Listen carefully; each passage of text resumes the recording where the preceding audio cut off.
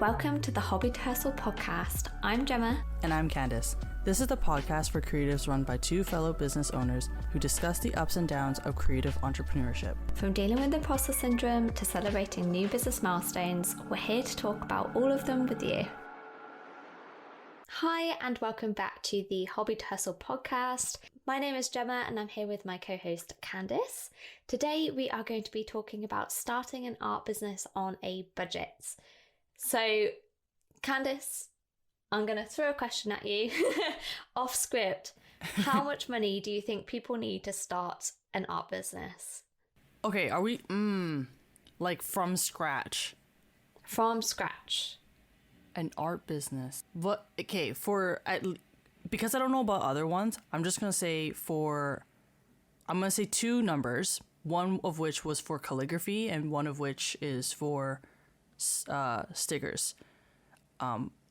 Because I started off with calligraphy, I would say total I spent roughly maybe $200 to $300 cash, because the rest of it was just doing research, which I already have access to because internet and stuff like that. And then the other number, this is gonna sound kind of shocking, but roughly like 1,000. Okay, listeners, don't turn off. Candace's figures are crazy. I can tell you how to start an art business on £10. Can I justify mine first, though? Yeah, go ahead. Because I was thinking, like, what is realistic? Now, the reason why I said $300 was for example, like the calligraphy stuff, I was thinking more of like when you want to sell, how much the supply will cost. So I know at Michael's, even on a 40% discount, which they have, their envelopes, just their bulk package envelopes, I believe is like $17. And then you have your Tombow brush pens, even if you don't use Tombow or like you use another calligraphy pen, that costs roughly maybe $15 or so. I mean, technically, yeah, you can start it at $50. But that was just like the stuff that, like, if you had no colors and stuff like that. Because I remember, I'm like, why is everything so expensive? So that was my experience. And for the sticker business, I don't really know much about other devices that you can use other than the Wacom tablet, the Surface Pro, like the tablet, as well as iPad to draw. And that, even if you buy secondhand, is expensive. That's why I said that number. It's to design itself, yeah. Yeah, so although we're talking about starting a business on a budget, it is context driven. What niche are you in will make a big difference. So I am just thinking more of what's the cheapest niche you can get started in. I'm coming from a calligraphy perspective. So I would say that the cheapest niche you can get started in is commissions or art commissions. I don't know the grammar. But you can buy a pack of paper for £5. You could buy a Pentel brush pen for like £4 on eBay. And then you could buy a pound's worth of like confetti as like decoration for pictures. So I'm thinking of the absolute core materials, and you can then use your social media to promote your commissions. So that's how I'm thinking you can start to get money into your business to then start to grow it. Because obviously you'd want paper variations and stuff, I expect, over time, but just to get started. So there's kind of, a few things to think about. I mean, obviously there's the marketing side and the logistics side, and then there's the equipment side. What resources do you actually need? And I think for a lot of people listening that are hobbyists, they will have most supplies already. You know, when I started my calligraphy business, I had so many brush pens already and so much card. Yeah, I think also if you're unsure of your niche, you wouldn't want to spend loads of money on equipment anyway. So when I say £10, Candace, do you think I'm being unrealistic? Just slightly. But it also depends on what kind of niche 100% is what you said earlier, like the context of it, because there's people who want to do, even in calligraphy, if they don't want to sell cards. I think when you're selling something physical, the supplies that you need at first can add up, unless if you already have the stuff. But if I was like I said, I was like, if you're starting from absolute scratch, like you've never done it before as a hobby and you want to start doing it now, then that's when it costs quite a bit. But there's also people who only need pens, which I understand some can be expensive and some can be cheaper, like when you first start off. But those are like the people who might go out to do like signages, because their canvas is the actual signage itself, which most of the time, if they're doing it for another company, they're not paying for, because the company's asking them to do it, like a coffee sign or stuff like that. So they would only need the pen and I guess traveling. So I guess on the resources thing, a big point I kind of want to drill into people is to not buy all the things for your niche, even if you think that's the route you want to go down until you have experience. It can cost a lot of money to buy stuff for a niche, even one you think is cheaper. So for example, when I launched my calligraphy business on my website, I thought, oh, I'll offer wedding calligraphy. So envelopes and place cards, they're cheap, right? And then suddenly I'd bought 10 different colours of these wedding envelopes and place cards, and I'd easily spent over £100. That's what I was talking about. Yeah. Yeah. So, and that's why I said, you know, commissions is a great way to get started, because you only have to buy a pack of nice card and a pen and you can get started. So yeah, just be wary of that, because even things that are cheap, if you then buy it in every colour, it can get very expensive. And you might change your mind, which I did, and I still have envelopes that I need to get rid of. If you are going on the route of like, well, I don't want to sell I don't want to sell physical things, I want to sell digital things. And so basically like maybe digital invites and stuff like that, you still need a device. It's so hard to draw or just to do other stuff without some form of pen that's digital. I mean, you could do it on Adobe Illustrator, but that's going to cost you. Even if you're thinking of digital, it will have a cost, and that's something that as a person with a finance background, I don't want people to forget that, because that's something that a lot of people do, that everything adds up, but because you're in that, but I needed it, so I'm not going to calculate that. No, you should calculate it, because then you're going to get into a habit of spending unnecessary money, which Gemma has gone over before. I think we talked about it in December, but there was an episode where we said don't spend unnecessary money and like be really conscious of what you're spending on. And in relation to a digital resource, I'm guessing you're referring to an iPad or alternative drawing methods, tablets. But you've got to check with other artists, I think, and check the reviews to see if they're suitable. As far as I know, iPads are the only kind of popular tablet that are good for art. Sadly, other tablets from popular brands just aren't as good from an art perspective. I would say the second best, if not the one that can beat iPad, is where the professionals use, is the Wacom. Yeah, so that's like a designated still costs a lot. Drawing, yeah. Yeah. So if you do get an iPad, look on eBay. You do not need to buy new. Make sure that it's compatible with the pencil. That's really important. You don't want to buy an iPad and then it doesn't work with a pencil. But you do not need to be spending hundreds and hundreds of pounds on it. I think mine was like the first generation you could use with a pencil. And I've had it for maybe 3-4 years and it's still going strong. And I think it was a gift, but I think it was £200-300, which is a lot of money for some people, but if you could save several £100s, it's worth going down that route, in my opinion. Yeah, if I were to buy a new iPad Pro right now, it'll be well over $1,000. I got mine for $400 because I got it secondhand with the pen and everything. So that's like a lot cheaper than if I were to buy new. Okay, so to cover some costs, if you are a physical product seller, we recommend pre-selling. Have you done pre-selling before? You have, haven't you? Yeah. So pre-selling is, if you're not aware, offering your product before it's been made or has arrived with you as the business owner. It's just gauging interest to see if customers are actually interested, and they fund potentially the cost of production as well. Because there would be nothing worse than spending, a couple of £100 on a first product only to find no one buys it. And then you've wasted money, especially so early on. Yeah. So one option that you can do is Kickstarter.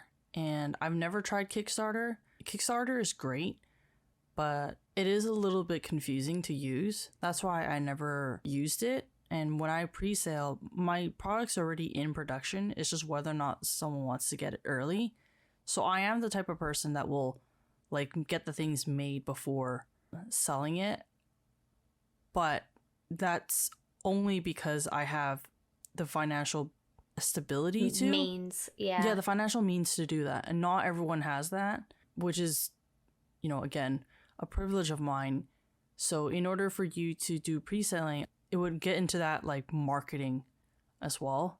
And there's a lot of free ways to do marketing for your product. For example, getting samples from your manufacturer. I have some plushies, and those plushies, I talked about it all the time. I didn't tell anyone that it's I told people specifically that it's not available yet, and that these are just something that I made for myself for the time being. And then once I made them available, that's when they started selling. I do sell them at a physical store too, so that's much easier because shipping is a thing and it sucks here in Canada. But that's something else that you guys can do. You can get samples created and then you market them very well on your social media platforms for free, not advertising. Just talk about it. Moving on to production. Production could be very expensive if you want to buy the machinery to do it yourself. Candace has got a very expensive machine. I mean, even Cricut machines, is that how it's pronounced? Yep. Cricut? I think so. I'm never sure. I'm pretty sure it's called Cricut, yeah. Because it's a bug. Even those are, hundreds of pounds. They're very expensive for a lot of people. So what you could do instead is, if you happen to have an iPad and a way of creating art digitally, is then send that to some factory that could produce a product for you. So even though your margins are much lower, it gives you an understanding of what you like selling, what's popular, and kind of getting a feel for your business before you invest in that machinery. It means you can get a feeler for stuff as well. But not just that, some people wouldn't like to do the production themselves. Some people may not enjoy that side of the business and might want to outsource it anyway. So that's something to consider too. I'm the type of person that does not like to outsource unless if absolutely necessary. Tell me you're a control freak without telling me you're a control freak. No, it really is. It comes down to that, how much control I have. So let me tell you guys what I have. And what you don't need, I have a Cricut machine, and it's the Cricut Maker 3. So it's the more expensive one. I know a lot of people are happy with the Explorer Air 2. That one's a good one as well. I've never tried it though, so I'm only saying it's good because everyone else is saying it's good, okay? So don't come at me for it. The second thing that I have is the Silhouette Cameo 4. Now I know that that's also the higher tier of Silhouette. However, my husband got it for me as a gift. But that still costed him and technically costed us at the end of the day. So those two machines cost over $1,000 already. And then to narrow down how much control I need to have over my productions, I have a $14,000 printer. It's a commercial printer. Now you absolutely do not. I don't know anyone else. Candace has a guilty look on her face, should I be telling people this? You absolutely do not need something like this. You really don't. The only reason why I'm like this is it's honestly to satisfy my anxiety. That was it, and my need for perfection. I'm not saying that you're not going to get perfect results with a regular home office printer. You can. A lot of people use Epson EcoTank. I know that can cost like $800 or so, or you can start off with like just a regular laser printer. The quality might not be the same. That's fine because you're just starting off. Then you should price it right. And I have to interject and say, this isn't a normal printer. Like, this is, would you say, an industrial printer? It's a commercial printer to the point where Yeah, I'm not it's a commercial I'm not even printer. allowed to move it unless if Canon representatives come in. Like when I move my home, they have to come in to move it. I can't unplug it. I'm not allowed to do all that stuff. I'm not restricted from doing it, but this printer is half the size of my den. So that's what I'm saying. You guys don't need that. You really don't. I remember Candace being like, "Oh, let me show you my printer so you know what I'm on about," and it is massive. I was like, it is bigger than your desk. Yeah, you're in like a flat. Like, it's quite a lot of room to take up. So that's what I'm saying. Another reason me and Gemma are saying you don't need it. Yeah. That sums up our point. You don't need machinery. You can look at outsourcing production. And then, as you grow, you can then think about buying that machinery once you have the funds to do so. Yeah. Any other points on that, Candace, before we move on? The reason why I bought my commercial printer was because based on my last 365 days and last 90 days, I was able to calculate how long it would take for me to recover that cost. And I recovered that cost for my printer within, I would say, at most 5 months, because it reduced the cost of production. That's what Gemma and I were saying. That's what Gemma said earlier regarding your margin. Yes, when you outsource it, the margins are going to be smaller. But until you get to that point where you get more consistent income, then you can consider upgrading your things. Don't go gung-ho and buying the top tier stuff and expect people to, know who you are exactly and why they're buying your things and stuff like that. Don't do that. It's just going to hurt you. It takes a while to get established.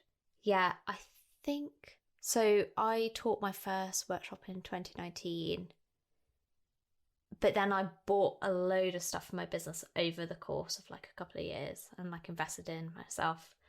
It probably wasn't until my second or third year that I broke even, because I spent too much money on things that maybe weren't necessary. So just be very conscious, I think, is our point. And, if you're not in a rush and you're happy to invest and wait for that money to come back, that's fine. But for those that are on a tight budget, you're just going to need to be more considerate of that. Okay, so another kind of piece of equipment I don't want you spending money on is a camera. Use your phone for photos and videos. Unless you have a Nokia brick, you likely have a smartphone that will be suitable for taking photos and videos, at least to get you started. I think the main important thing is that your photos are bright and they're consistent. Do you think you need a camera, Candace? Absolutely not. William has a $2,000 camera. Just the camera itself, not including the lens. It was $4,000 in total. I'm not using that. I only use my iPhone, and I have an iPhone XR, and I'm very happy with it because I can edit the photo in Lightroom. So 4 years, I've never been someone that's mad about the latest phone. I think it was a Pixel. It was either the first generation of the Google Pixel, or basically I liked it. It was good enough, the photos were good enough, and it was absolutely fine.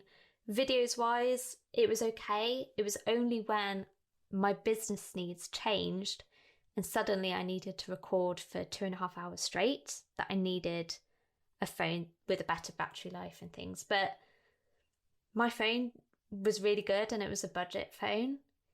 Even if you're thinking, oh, I need a better phone, do you? Or are you just saying that so you can buy something? You really don't. I use my iPhone to vlog as well. And the camera quality, to me at least, is decent. Like, it's not 100% the best because I can't zoom in and zoom out and stuff like that. But I don't really care for that at the moment.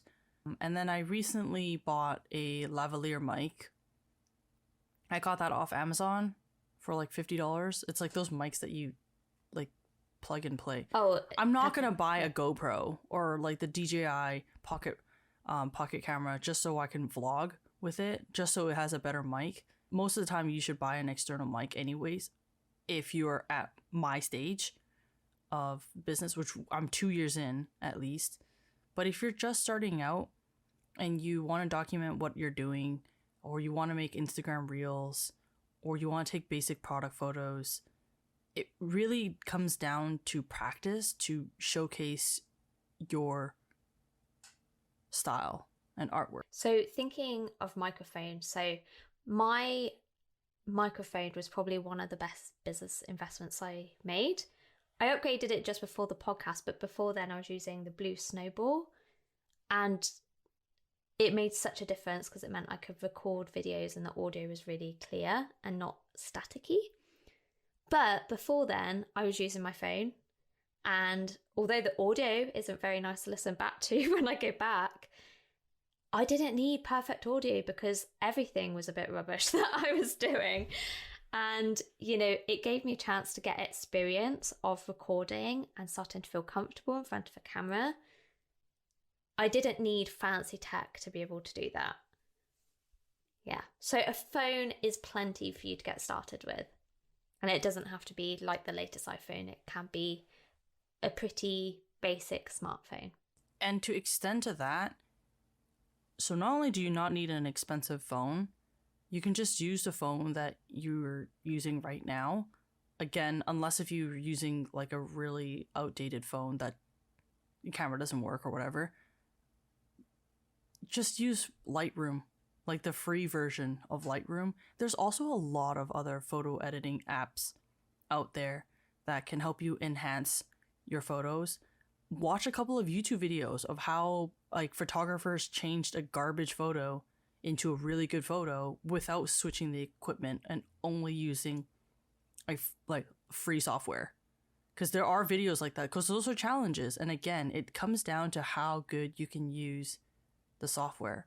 So one of which that I use is Lightroom. And, you know, if you are nervous about, well, you're going to need to learn to edit a bit eventually. But say if you have a Nokia brick and you don't have the means to take photos, I expect that you have a friend or a family member where you can say, hey, could I be a pain in the bum? Do you mind if I borrow your phone for 10-15 minutes to take some photos to send to myself? And if they're a good friend and family member, they'll probably be like, yeah, go ahead, because they know it's for your business. And there are ways basically around any kind of budget limitations you have. It's just about getting creative at times. So you touched upon software. So rather than Adobe, you can use things such as Canva, and I'll let you talk more about that, Candace, because you have more experience with Adobe than I do. And I have more experience with Canva than you do, which goes to show that I'm the more budget conscious person. Yeah, $14,000 printer. I recently made a video on YouTube, or I released a video on YouTube regarding how to make digital image listings. So it's for people who don't want to take physical photos of their stickers anymore and want to strictly do it digitally, which I do for all my planner stickers, and other stuff I use my actual phone. However, I do use Adobe Illustrator to, I guess, to move around my images to make it look nicer. But you don't have to use Adobe because Adobe is expensive, and it's not necessary unless if you actually want to learn how to use Adobe stuff. Adobe's learning curve is so steep, is very steep. I'm sure some of you have turned on Photoshop before via school. Like, I'm sure some of you have had used or some of you have touched Adobe and was like, this is a landmine of what the heck is going on, So I think unless you are actually using Adobe at least 60 to 70% extent, don't get it, like, at all. It's very expensive. I'll show a tutorial on how I do it on Canva later, but Canva is a very good way for you to edit your photos. I don't know how, but I am using it right now just to teach myself how to, so I can do a comparison video of Adobe Illustrator and Canva. But Gemma uses it. I don't know how Canva compares to Adobe on that side of things, but Canva in general is really user-friendly, like really, really user-friendly. And there's so many options from a marketing perspective. It has just been incredible, and I still absolutely love it. I use it daily pretty much. I use it so often, so highly recommend checking out Canva. Look at other free alternatives to paid ones. So it's not just Adobe Photoshop, for example, Premiere Pro. There's something called Clipchamp, which is like a Microsoft free video editing software. That's fine. That's absolutely fine to get you started. And I would say it's much more user-friendly too. To give you guys some context, I've been using Adobe Illustrator since my university years. So I have well over probably 500 hours on it, and I still don't know how to use it to its full extent. I learned how to use Canva within 20 minutes because I was able to learn it to give someone a tutorial really quick over Instagram. So it just goes to show like how complicated Adobe is because it is used in the professional field. You don't need it yet. Yeah. You might not ever need it too. Yeah, I mean, because it's not just a monetary expense, it's a time expense as well. You may not want to spend time in your business being on Adobe. You might want to outsource that to someone else. So yeah, cool. So let's move on to our final point, where to sell, because you don't need to set up a website to launch a business. Now, websites are very powerful, and I might talk about that on a separate occasion, but you can use free providers such as Etsy that have customers waiting for you. And yes, it's competitive, but it's free to use. And if you study up on how to do Etsy SEO and things like that, you could definitely do that. I mean, I'm not that experienced with Etsy, so maybe I'll let you take over this part, Candace. So Etsy, you don't need to pay a subscription or anything like that unless you want to go to the pro plan. Etsy only charges you if you make sales and for you to put up your listing. So it's 20 cents USD to put up a listing, and then it refreshes every 4 months if it hasn't made a sale. And unless if it gets a sale, then it'll charge that 20 cents again for you to put up. So basically every item that you put up, it'll have that 20 cents charge. So technically you can have a whole bunch of listings up, not sell anything, and Etsy won't charge you until other than that one time in the very beginning, until 4 months after you've initially uploaded that listing. So it is a good way for you to sell on Etsy if you just start off, because Etsy already has their own audience foundation. So not saying you don't have to try as hard, but you technically don't have to try as hard if you had your own website. Yeah, there's very little setup involved in comparison to a website, because you've got to set up your profile, but then you're straight onto listings. You don't have to create the layout of the website and things like that. But for those that do like the idea of doing a website or creating a website, it doesn't have to be, hundreds and hundreds of pounds. You don't need to outsource someone to design your website. Sorry to any friends that do website design, but you don't need them. Not at this stage in your business. They are great for people that are not technologically savvy at all, or for people that have gone beyond, kind of scaled beyond something they can manage and need that extra functionality on their website. But there's so many options for beginners to set up a website. I use Wix. They're very user-friendly. And yeah, I would say it's really straightforward to set up. They have loads of instructions as well on how to set things up. If you get confused, message their support team to be like, help, I don't know how to do X, Y, Z. And they may direct you to a forum and then go, no, help, I've read that, please help further. And then sometimes they look into things. But yeah, it doesn't have to be a super big initial expense, but you don't have to pay for an annual subscription either. You could pay monthly if that's more affordable. You know, say if it costs £250 a year, although personally I think that's worth it and worth the upfront investment because I know I'm going to use it. If you can't afford that lump sum, you can start paying monthly instead. I don't know if Squarespace allow you to do this, but Wix also let you set up your website for free and you only pay money once you hit publish. So that's a great way to save some money as well. Yeah, I don't think Squarespace does that. Yeah, so it's a good reason.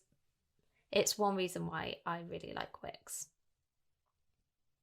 And cool. if you're, sorry, one more thing I want to mention. If you're not down to open up any websites because that's stressful and you would rather just sell off of Instagram and stuff like that, like completely no other third party involved other than your processing payment issue situation, you can technically sell off of your DMs as well if that's how you want to receive either commission artwork, or maybe you're selling something and you pin it on your Instagram and you might be wondering, well, how am I supposed to charge these people?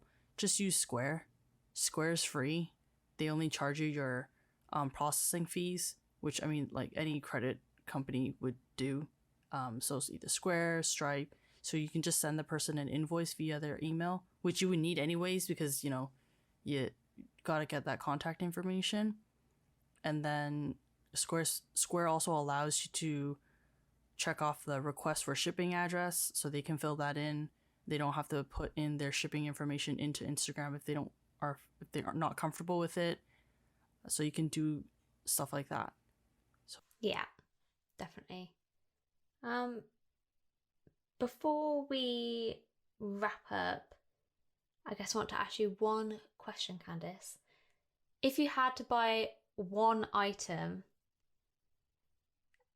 to start an art business, what would you buy?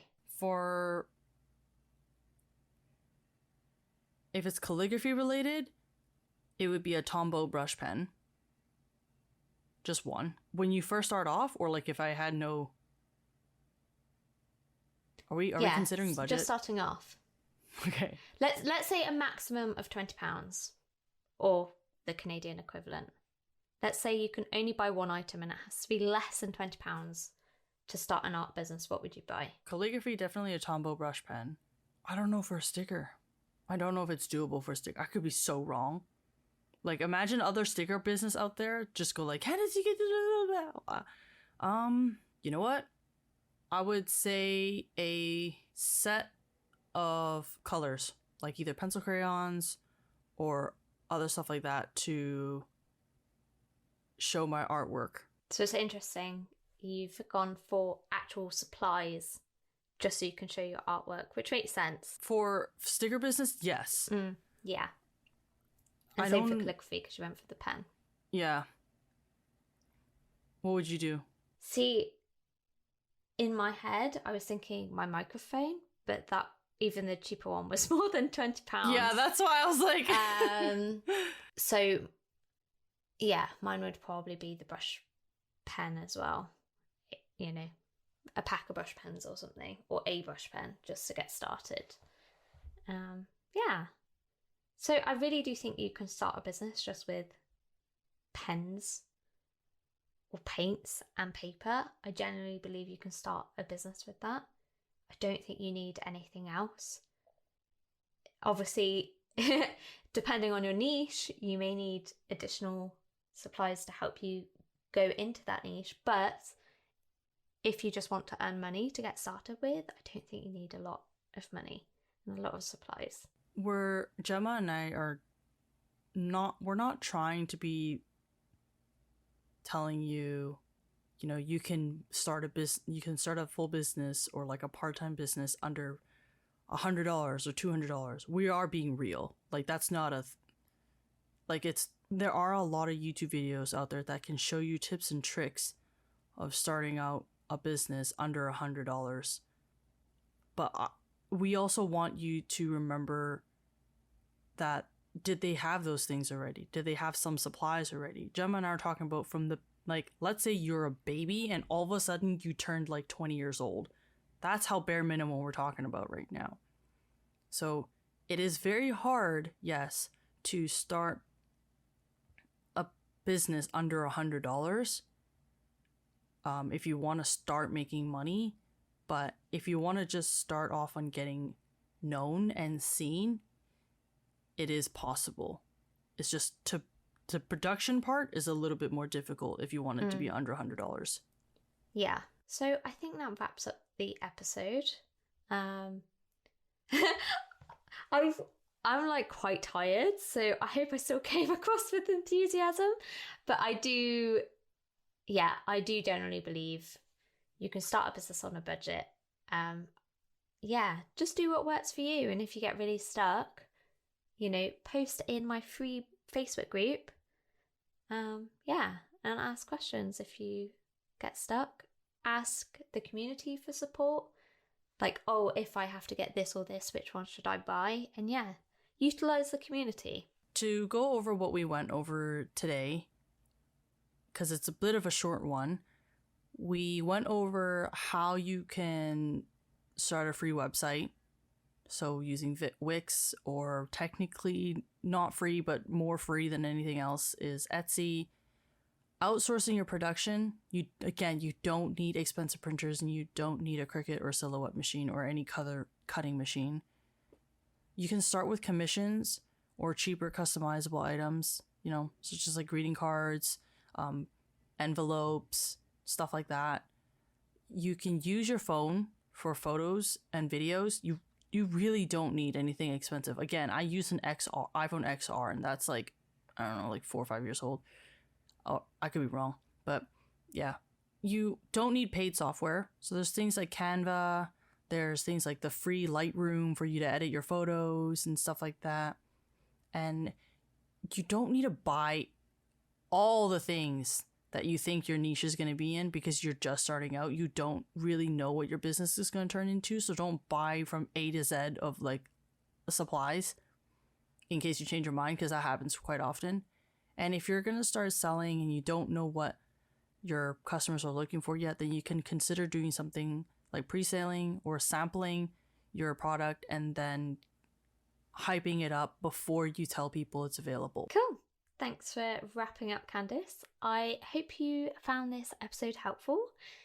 Don't forget to let us know if you're listening, because Apple Podcasts still won't show us reviews. So we need validation to continue. But honestly, if you're enjoying the podcast, tag us, let us know you're listening. I think we would find that comforting, because at the minute we're just talking to each other and that's boring. Cool. So we'll wrap up and we'll catch you in the next episode. Bye, everyone.